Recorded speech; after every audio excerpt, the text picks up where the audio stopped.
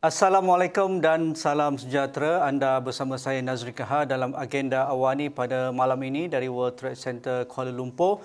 Saban hari kita mendapat maklumat dan video gambar-gambar yang menggambarkan realiti di hospital, kebanyakan hospital di Lembah Kelang, termasuk Hospital Kuala Lumpur, Hospital Sungai Buloh, Hospital Kelang, Hospital Kelang, Hospital Ampang, di Maib Serdang dan banyak lagi hospital seperti Hospital Selayang dan sebagainya.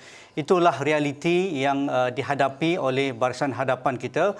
Petugas perubatan terpaksa menerima ribuan kes positif COVID-19 saban hari dan kita terasa perlu ada tindakan yang drastik ataupun yang lebih komprehensif untuk mengurangkan beban ataupun mengelakkan kelumpuhan hospital-hospital di Lembah Kelang ini.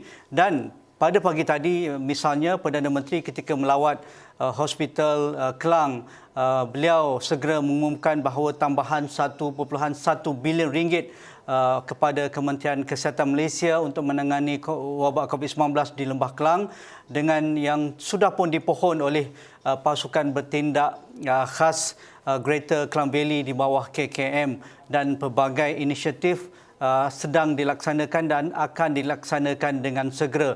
Jadi itu antara petanda baik, berita baik, tetapi dalam masa kita ingin melihat beban yang ditanggung oleh hospital ini dapat diringankan sedikit, pastinya ia akan mengambil masa, tetapi kita akan melihat apakah cara-cara lain untuk kita atasi perkara ini dalam masa yang sama apa yang sudah pun dirancang oleh kerajaan sebelum ini, iaitu kerjasama antara pihak swasta dan juga awam. Adakah ia benar-benar berlaku ketika kita berhadapan dengan varian baru dan juga peningkatan ketara COVID-19. Jadi di talian melalui Skype pada malam ini saya bersama Dr. Esmala Santi, yang tidak asing lagi bagi anda seringkali mengikuti YouTube ataupun video beliau di laman sosial, pegawai perubatan Jabatan Kesihatan, Jabatan Kecemasan Columbia Asia Hospital Ceras.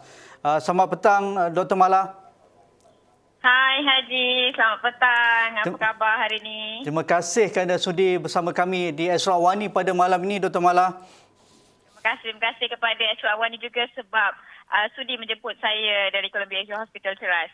Dr. Mala, ini merupakan satu perkara ataupun satu topik yang dekat Dr. Mala, kerana saban hari Dr. sentiasa memuat naik video ataupun gambar rajah dan grafik berkaitan dengan isu yang melanda negara iaitu COVID-19.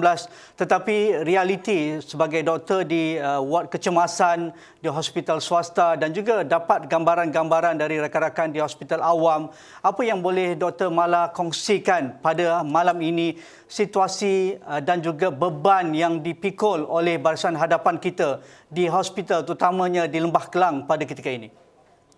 Okey, pada ketika ini memang setiap hari kita dibanjiri dengan kes-kes baru COVID-19, angka baru yang beribu-ribu, tetapi bukan angka baru tu sahaja yang membebankan frontliner, tetapi angka semalam, angka kemarin, angka minggu lepas, malah angka bulan lepas pun yang masih mengalami simptom-simptom long COVID, komplikasi-komplikasi COVID dan sebagainya masih memerlukan rawatan, memerlukan duduk di hospital, ambil ubat dan sebagainya. Jadi buat masa sekarang bukan sahaja COVID-19 ya Haji, penyakit lain juga seperti denggi, kemalangan dan sebagainya. Mereka semua yang menerima rawatan di hospital, terutamanya di hospital awam ya kerajaan, kita gusar yang mereka tak dapat rawatan yang terbaik yang mereka sepatutnya dapatkan. Kita risau yang mereka tak dapat the best treatment sebab sistem kesihatan telah overwhelmed. Itu yang kita dok pesan daripada tahun lepas. Kita cakap jaga diri, jaga SOP sebab kita tak nak situasi ini berlaku, iaitu sistem kesihatan, hospital-hospital dah penat. Fasiliti dan juga infrastruktur dah digunakan secara maksimum. Ini yang kita risau dan ia telah berlaku pada hari ini. Dr. Mala, dari data dan angka yang kita dapat terima dari Kementerian Kesihatan saban hari, kes yang kita laporkan saban hari pada ketika ini ia merangkumi 45%, sekitar 45%. Angka yang dilaporkan itu adalah berada di kawasan Lembah Kelang. Jadi mungkin Dr. Mala boleh gambarkan adakah situasi sekarang perlu ada tindakan yang lebih drastik bagi meringankan beban pasukan di barisan hadapan.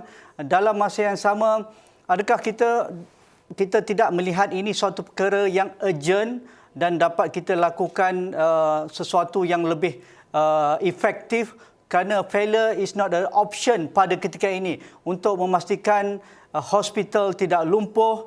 Ya, kita tahu overwhelmed, tetapi kita tidak mahu lumpuh. Dalam masa yang sama, kita perlu adakan koordinasi dan juga solidariti, sama ada di peringkat swasta, awam dan juga badan-badan bukan sibul seperti NGO misalnya. Jadi, apa pandangan Dr. Mala pada ketika ini?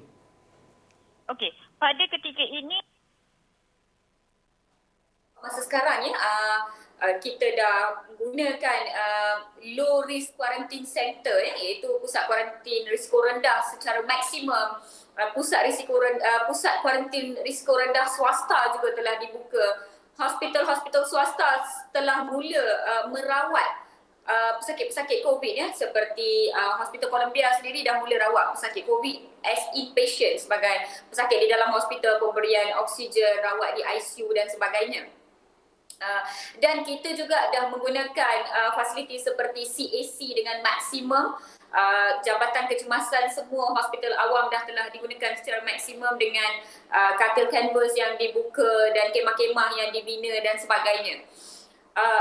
Buat masa ini, bagi saya dengan tenaga kerja yang ada dalam Kementerian Kesihatan, sama ada dari segi kerajaan ataupun swasta, this is the best output yang kita dah bagi dah. The rest mungkinlah mereka boleh bawa orang daripada di luar Lembah Kelang, petugas kesihatan di luar Lembah Kelang untuk datang ke Lembah Kelang dan menolong. Tetapi it doesn't work that way. Kita duk tambah-tambah infrastruktur, kita duk tambah-tambah rawatan dan pesakit pun duk tambah-tambah. It doesn't work that way. We have to bring it down. In any way, kita kena balance dengan pemberian rawatan dan juga pencegahan penularan ini. Jadi yang terbaik adalah untuk orang duduk di mana mereka berada dan buat sehabis baik untuk kurangkan penularan. Dan jika anda dijangkiti, kalau dijangkiti dengan kategori 1 dan 2, gejala yang ringan, tidak memerlukan oksigen, tidak memerlukan rawatan di hospital, tidak perlu rush pergi ke jabatan kecemasan, itu adalah yang terbaik. Sebab tu kita ramp up vaccination process. Walaupun kes tengah mencanak-canak, semua pusat pemberian vaksinasi pun memberi vaksinasi secepat mungkin, sebab once dah terima vaksinasi, kekritikalan jangkitan tersebut akan menjadi lebih rendah. So kita kena balance both. Saya sebagai seorang doktor, sebagai seorang yang bekerja di Jabatan Kecemasan, agak tidak gemar dengan strategi kita tambah tenaga untuk merawat dan kita tambah pesakit. Kita rawat apa yang ada sekarang, tetapi jumlah pesakit kena berkurang. Then only kita akan sampai ke satu neutralization yang balance. Okey, menarik. Dr. Mala membawa naratif tersebut. Tetapi realiti, adakah dengan kemunculan banyak varian baru dan juga kes-kes sporadik sudah berada di keliling kita, iaitu di sekitar komuniti kita, dan kes yang dilaporkan kebanyakannya mereka tidak bergejala, menyebabkan mereka lambat membuat saringan ataupun mereka tidak dirujuk ke hospital. Jadi bagaimana kita dapat fahami ancaman varian baru ini dan bagaimana pelan tindakan individu, kapasiti individu ataupun keluarga untuk kita tidak membebankan lagi hospital kita pada ketika ini, Dr. Mala? Ya, ini yang saya gemar nak sentuh. Ya, Haji, of course, setengah-setengah industri ya, seperti media, saya industri kesihatan ataupun industri pemakanan, mereka terpaksa berfungsi walaupun dalam keadaan PKP.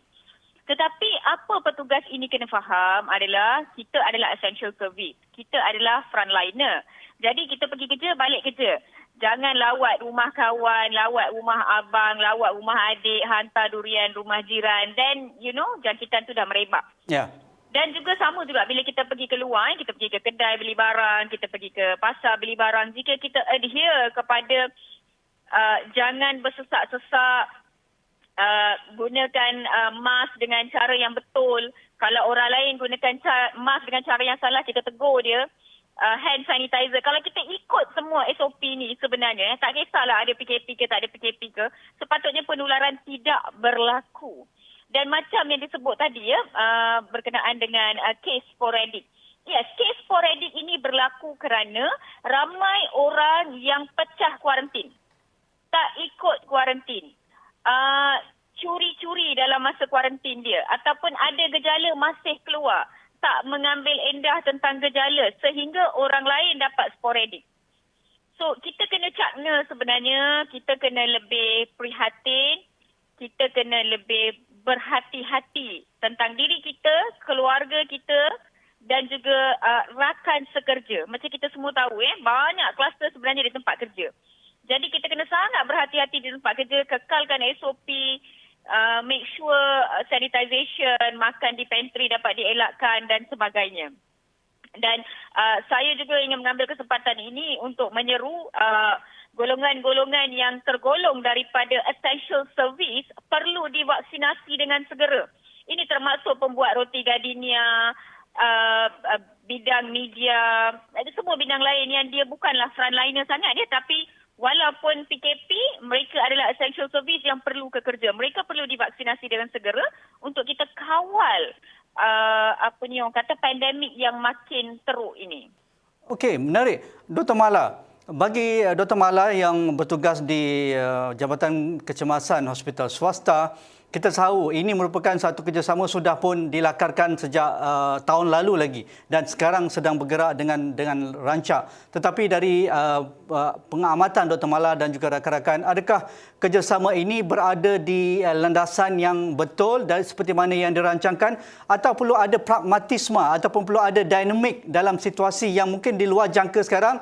Mungkin kita plan tahun lalu tidak sama apa yang berlaku pada kita ini, perlu ada satu anjakan lain bagaimana kerjasama hospital awam, general practitioner dan juga hospital swasta. Jadi pengamatan Dr. Mala, bagaimana ia dapat ditingkatkan pada ketika kita berhadapan dengan saat-saat kecemasan dan kritikal ini?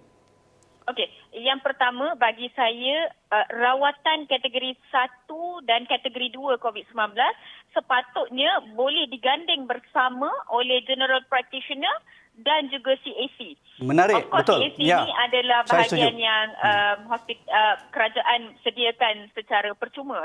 Tetapi saya rasa golongan yang mampu bayar sedikit sebanyak mungkin boleh diberi satu, kita panggil private wing ke SPP ke. Hospital kerajaan pun ada SPP wing sekarang ni, kita panggil full paying patient. Jadi mungkin dia boleh ada semi SPP yang mana doktor-doktor GP boleh sebelah CAC tu ada booth yang lain pula dan dia boleh lakukan saringan untuk kategori 1 dan 2, rawat pesakit kategori 1 dan 2 bagi symptomatic treatment dan sebagainya. Jadi saya sangat encourage yang mana rawatan kategori 1 dan 2 sepatutnya diganding bersama oleh CAC dan juga pihak GP di bawah pemantauan KKM sendiri dan juga pejabat kesihatan daerah. Berkenaan dengan rawatan kategori 3 dan 4 dan 5 pula oleh hospital swasta dan juga hospital-hospital kerajaan, kerjasama memang berlaku.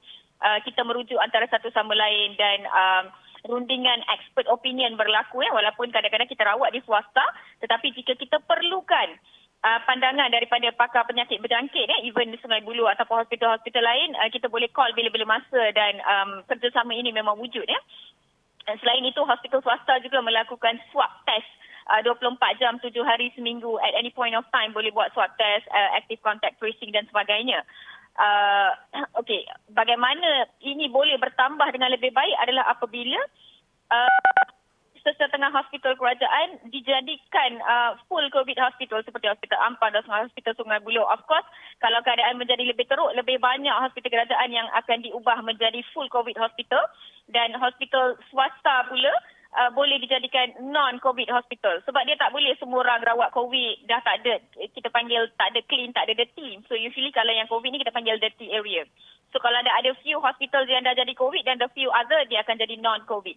So pesakit seperti denggi, pesakit jantung, kencing manis, yang lain-lain yang juga memerlukan rawatan boleh dirawat di hospital swasta dan penjagaan kesihatan mereka boleh diteruskan tanpa status kesihatan mereka dikompromis tak kala pandemik COVID-19 ini berlangsung pergi. Yang paling terkesan ketika pandemik COVID ini adalah pesakit kanser sebenarnya. Ya. Pesakit yang memerlukan rawatan, pesakit yang memerlukan angiogram, masalah jantung dan sebagainya sebab appointment mereka asyik tertunda. Ya, jadi ia boleh dilaksanakan dengan kerjasama di antara hospital kerajaan dan swasta yang kita sebut sebagai public-private partnership. Dan juga di mana hospital swasta boleh membantu dan sedang membantu buat masa sekarang adalah dalam proses vaksinasi. So banyak hospital swasta, klinik swasta, in fact company swasta yang dah mengambil CSR punya inisiatif untuk membantu dalam proses vaksinasi dengan jadi sukarelawan, bagi dia punya venue dan sebagainya untuk kita ramp up dengan vaccination process. So this is a few of bagaimana public-private partnership boleh membantu dalam pandemik ini in my humble opinion.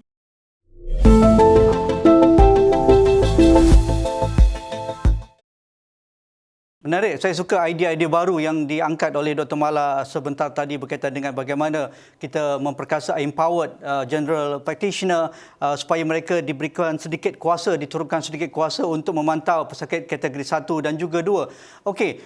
Sekali lagi apabila kita bercerita tentang isu overwhelmed hospital adalah kita merujuk kepada kes 3, 4 dan 5 yang dirujuk ke ward hospital, ke ward kecemasan dan juga ICU.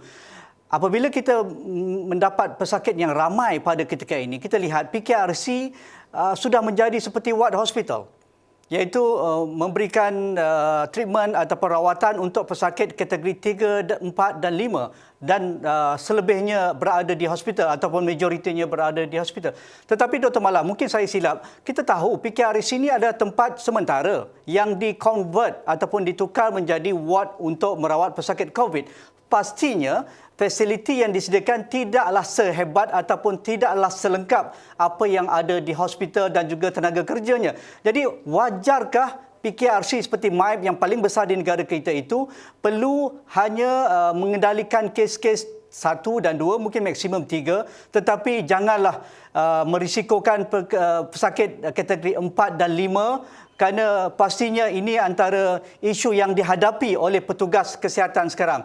Mungkin load itu boleh ditukar kepada hospital swasta dan hospital hybrid ini ditukar sepenuhnya menjadi hospital COVID. Pandangan Dr. Mala.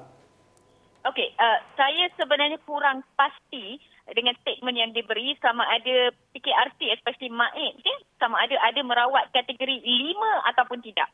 Tapi 1 hingga 4 tu saya faham lah 2, 3 dan 4. Ya. Biasanya in fact kategori 3 yang mana kita kata ada pneumonia tetapi tidak memerlukan oksigen sesuai duduk di pusat kuarantin risiko rendah jika mereka sendiri berisiko rendah. Kita tahu dia tak akan masuk kategori 4 most of the time.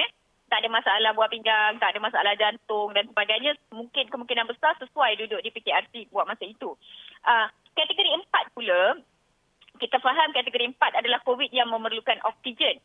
Ya, jika oksigen yang diperlukan itu 3 liter nasal prong ataupun 5 liter face mask, mungkin mereka masih sesuai duduk di PKRC dengan keadaan sekarang. Yang mana di hospital pun, mereka sebenarnya berebut-rebut oksigen dan tak dapat nak bagi tumpuan. Jadi mungkin sebenarnya lebih selesa di PKRC. Of course, kalau oksigen requirement tu masih agak minimum dan PKRC ada oksigen pod, ada oksigen tank dan ada tenaga yang cukup untuk memantau, of course bukan cukup secukup-cukupnya seperti ICU tetapi at least sama cukuplah dengan hospital pun yang dah susah kan. Ya. Jadi saya rasa masih okey, wajar. Tetapi ada setengah-setengah golongan kategori 4 tetapi sudah memerlukan high flow nasal oxygen ataupun kategori 4 dan memerlukan high flow mask. Ya, maksudnya requirement oksigen yang lebih tinggi. Maka mereka mungkin lebih sesuai ditransfer ke hospital. Jadi sebenarnya rujukan daripada hospital yang lebih kecil dan kepada hospital yang lebih besar ataupun rujukan daripada pusat risiko rendah ataupun daripada CAC kepada hospital berlaku 24 jam. At any point of time, mereka deteriorate, kita panggil situasi mereka daripada okey menjadi lebih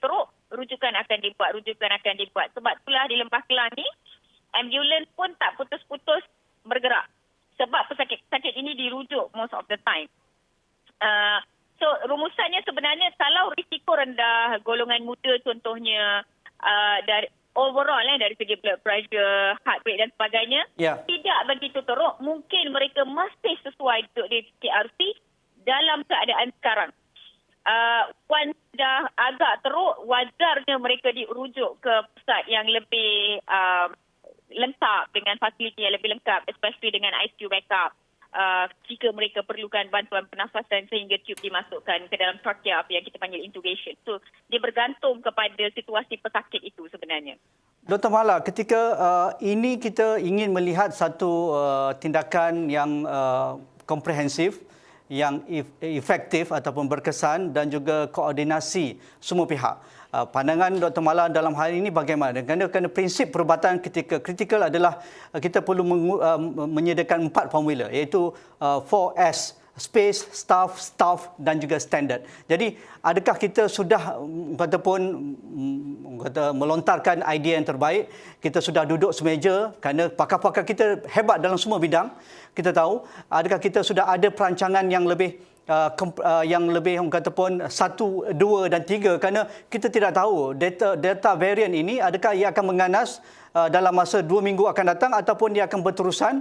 Jadi adakah 4S formula ini pada pandangan Dr. Mala sebagai pakar dan perubatan di ward kecemasan, kita perlu gembelingkan segala kekuatan yang kita ada. Jangan ada silo, jangan ada arrogant di kalangan kita. Mengapa tidak kita bersama dalam bergerak satu langkah ataupun satu langkah ke hadapan, bukan kita terlampau defensif ataupun reaktif berhadapan dengan pandemik COVID-19.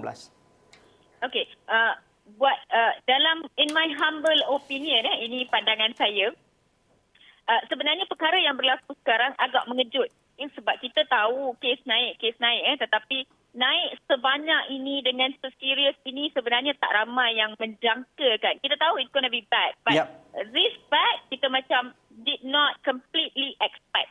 Okay, now buat masa sekarang, adakah semua lapisan, semua golongan telah berbincang?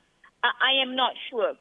Because dengan online ni, dengan capacity datanya, dengan banyak ni je boleh masuk and all that, ada limitations di situ. Contohnya apa yang saya suka adalah Kementerian Kesihatan telah berganding bahu dengan Kementerian Pertahanan, yang mana hospital Angkatan Tentera Tuanku Mizan digunakan ni, dia punya parking area tu telah ditukar kepada ward COVID dan tambahan katil digunakan ya. Itu adalah satu kerjasama antara dua kementerian yang berlaku. DG Tan Sri Dr. Nur Hisham semalam ada umumkan juga. That is very exciting.